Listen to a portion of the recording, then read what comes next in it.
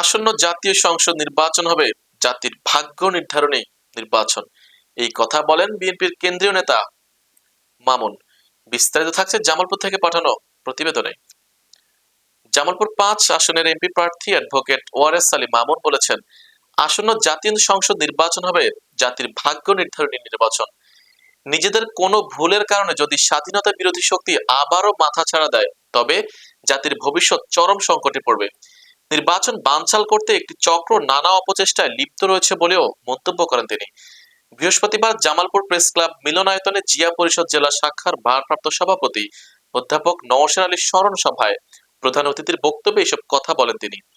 জিয়া পরিষদ জামালপুর জেলা শাখা আয়োজিত স্মরণ সভায় বক্তব্য রাখেন জেলা বিএনপির সিনিয়র সহসভাপতি লোকমান আহমেদ খান লোটন, যুগ্ম সাধারণ সম্পাদক খন্দকার মুস্তাফিজুর রহমান আরমান ও জিয়া পরিষদের সহসভাপতি ডাক্তার আহমদ আলী।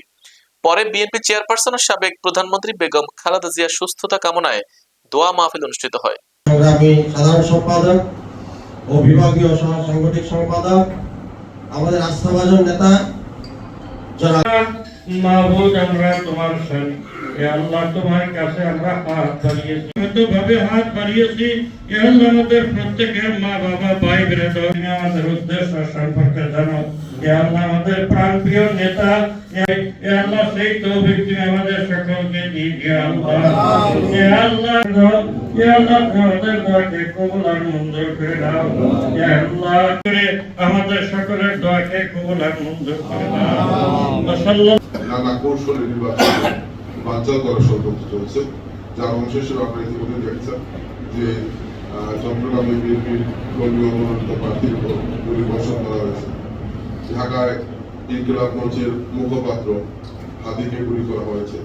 এই ঘটনাগুলো আমরা মনে করি যে নির্বাচনকে বানচাল করার একটি গভীর ষড়যন্ত্রের অংশ।